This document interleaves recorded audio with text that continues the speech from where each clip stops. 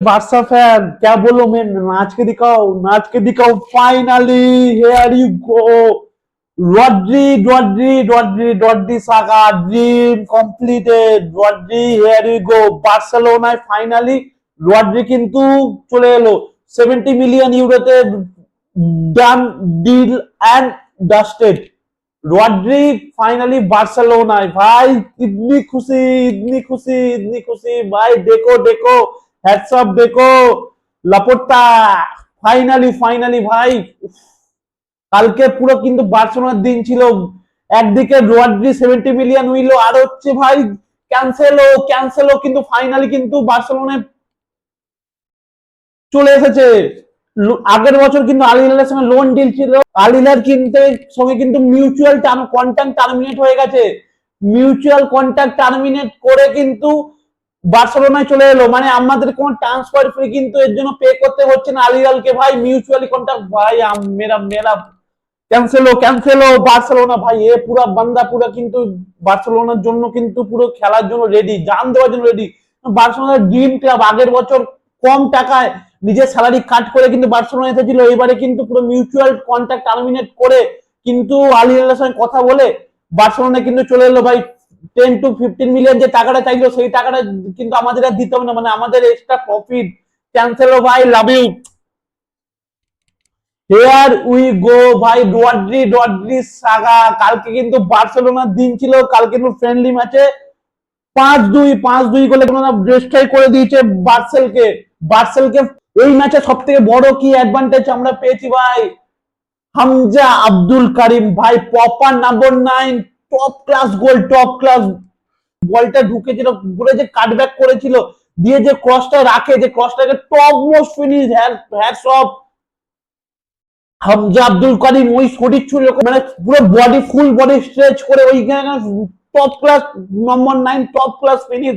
আমাদের কিন্তু backup number 9 ready ভাই। তুই যা ভাই, যাই ফার্নান্ডেস টু যা ভাই। Hamza Abdul Karim is back. Hamza Abdul কারিম কিন্তু রেডি বার্সেলোনার জন্য। প্রপার নাম্বার 9 আমাদের কিন্তু হতে চলেছে। হামজা আব্দুল কারিম ব্যাকআপ। যদি জুলিয়ান আলভারেজ আসে ফাইনালি, আমাদের এবার ফুল ফোকাস কিন্তু জুলিয়ান আলভারেজ। কালকে কিন্তু আর্সেনালের সঙ্গে কিন্তু একটা কথা কিন্তু অ্যাটলেটিকো মাদ্রিদে হয়েছিল। আটানটা কিন্তু ফোন করে জুলিয়ান আলভারেজকে ফোন করেছিল, ভাই তুই আজা, ভাই তুই আর্সেনাল ম্যাচে তুমকো স্টার বানা দেগা। ওই অফারটা কিন্তু রিজেক্ট করে দিয়েছে বার্সেলোনা। না, আমার ড্রিম ক্লাব কিন্তু বার্সেলোনা, তাই আমি বার্সেলোনায় খেলতে চাই ভাই সাহেব। এবার লাস্ট অব্দি বার্সেলোনা কত অব্দি কি অব্দি যেতে পারে এখন সেটাই দেখার, যে বার্সেলোনায় ফাইনালি কি আসছে। জুলিয়ান আলভারেজ যদি চলে আসে ভাই, বাল্লে বাল্লে ভাই। রড্রি সাগায় যেই সাইনিংটা হচ্ছে সব থেকে বেস্ট সাইনিং। আমার না বেশি গোল দেখবেন কনসিড করে কিন্তু কাউন্টার অ্যাটাকে প্রচুর গোল কিন্তু খায় বার্সেলোনা। যদি আমাদের বিরুদ্ধে 10টা কাউন্টার অ্যাটাক হতো, সেখান থেকে কিন্তু সেটা কিন্তু 2টো বা 3টে হবে, এত কাউন্টার অ্যাটাক হবে না।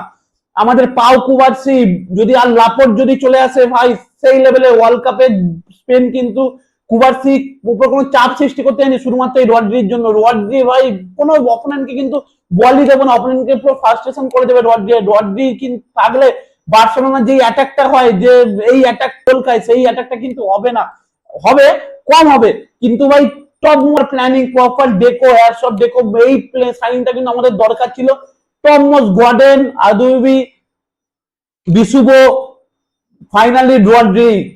ও ভাই সাহ, বার্সেলোনার জন্য কিন্তু টপ কালকের দিন ছিল। আর top Hamza Abdul Karim top class গোলটা কিন্তু এখনো চোখে ভাসছে, যেইভাবে বডি স্ট্রেচ করে, ফুল বডি স্ট্রেচ করে গোলটা করলো। Oh my god, just looking like a wow. কিছু বলার নেই ভাই, কিছু just marvellous. Hamza Abdul Karim proper number 9। আমাদের কিন্তু ফার্নান্ডেজের ব্যাকআপ কিন্তু রেডি। প্লেয়ারটা কিন্তু আমাদের ফিউচার স্টার হতে চলেছে হামজা আব্দুল কারিম। যদি আমাদের টিমে খেলে তাহলে কিন্তু ফিউচার স্টার হচ্ছে আমাদের। মালা ঠাকুরের জায়গায় যদি অন্য কোনো বড় গোলকিপার বা বিশাল কাইতের মতো কোনো গোলকিপার থাকলে কিন্তু কালকে এই গোলটা কিন্তু সেভ হয়ে যায়। ইস্ট বেঙ্গল কিন্তু গোল ফাইনাল থার্ডে গিয়ে খুবই প্যাথেটিক, চান্স ক্রিয়েট করতে পারছে না। বিষ্ণু ছাড়া আমি কিন্তু কালকে কিন্তু সেরকম লেভেলের পারফরমেন্স কাউকে দেখতে পাইনি। ওই রকম বিপিন ওই লেভেলের মিস, ওই রকম ওপেন সিটার ফাঁকা গোল মিস করছে। দেশানটিকে কবে আর কবে গোল করবে, ফাঁকা গোল মিস করছে। তাহলে ইফিয়ং আসলে তাই দেশানটিকে চান্সই পাবে না। তাহলে এই ম্যাচগুলো খেলবে না তো কোন ম্যাচ খেলবে?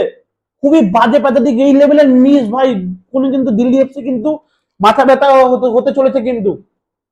সেকেন্ড ডুরান্ড কাপের নেক্সট কোয়ার্টার ফাইনাল আজকে কিন্তু 4:30 থেকে Mohun Bagan versus Jamshedpur FC. Mohun Bagan top লেভেলের কিন্তু পারফরমেন্স করতে চলেছে, আর মোহনবাগান এবছর ডুরান্ড কাপের সব থেকে বেস্ট আনি, কিন্তু মোহনবাগানের জন্য কিন্তু খুবই খারাপ খবর ভাই। প্রত্যেক দেশে কিন্তু ইন্ডিয়ান ফুটবলে কিন্তু এআইএফএফ কিন্তু নতুন দিন নতুন নতুন চমক দেয় প্রত্যেক জায়গায় কিন্তু। তাহলে আমি গ্রুপ টপ করে এত গোল করে মানে কি, যখন আমি হোম অ্যাডভান্টেজ যখন পাবো না, যেখানে আমাদের সেকেন্ড টিম যে গোলপার থেকে এসেছে তারা হোম অ্যাডভান্টেজ পাচ্ছে দুদিকে খেলে, কিন্তু আমার মোহনবাগান আমরা কি করছি, নর্থ ইস্টের সঙ্গে আমরা বাইরে ওদের মাঠে খেলতে, বিদেশ বাইরে খেলতে যাচ্ছি, পাহাড়ে খেলতে, যেটা কি ঠিক একদমই জঘন্য প্যাথাটিক। বলে দিক পরিষ্কার যে মোহনবাগানকে ডুরান্ড দেবো না, এএফএফ বলে দিক যে মোহনবাগান ডুরান্ড দেবো না, একটা টিমকে কিন্তু সুবিধা করে দেওয়ার জন্য ভাই পরিষ্কার বলে দিক। এই লেভেলে কিন্তু এরকম নোংরামো কিন্তু ডুরান্ড কাপে চলবে না, পরিষ্কার নোংরামো চলছে এটা মোহনবাগানকে নিয়ে।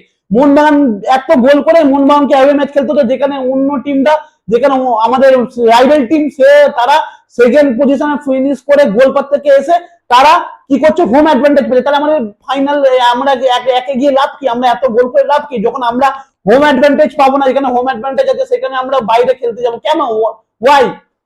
সত্যি কথা বলছি, খুবই নোংরামো চলছে, নোংরা রাজনীতি। কল্যাণ চৌবের সেমিও ভাই এরকম ভাবে কিন্তু ইন্ডিয়ান ফুটবলে উন্নতি হবে না, এইভাবে একটা পক্ষপাতিত্ব করে এইভাবে কিন্তু ফুটবল চলে না। এটা কিন্তু খুবই নোংরামো করেছে মোহনবাগানের জন্য, এটা কিন্তু হ্যাঁ সেমিও এএফএফ। সত্যি কথা প্রত্যেক দিন নতুন নতুন কিন্তু এএফএফ কিন্তু কর্মকাণ্ড করছে, জাস্ট কিছু বলার নেই।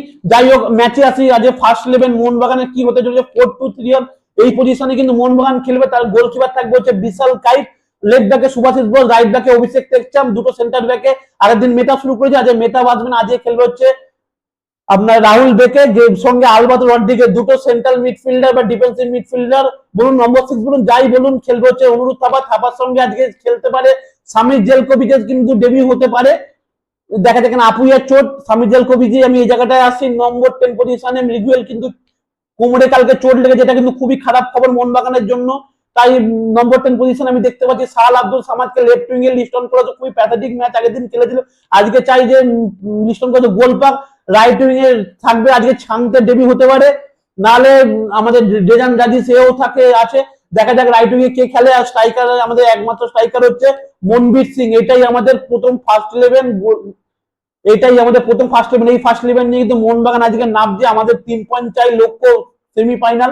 যাই হোক নর্থ ইস্ট আসবে আমরা জানি, ফাইনালে কিন্তু আবার মনে হচ্ছে ইস্ট বেঙ্গলের সঙ্গে আবার দেখা হবে মোহনবাগানে, ডুরান্ড কমিটি সেটাই চাই, সেই দিকেই এগোচ্ছে। যাই হোক এই অবধি আমার যদি ভিডিও যদি ভালো লাগে ভিডিওটা লাইক করো, চ্যানেলটা সাবস্ক্রাইব করো, সঙ্গে বেল আইকনটা ক্লিক করে নতুন ভিডিও পাওয়ার জন্য।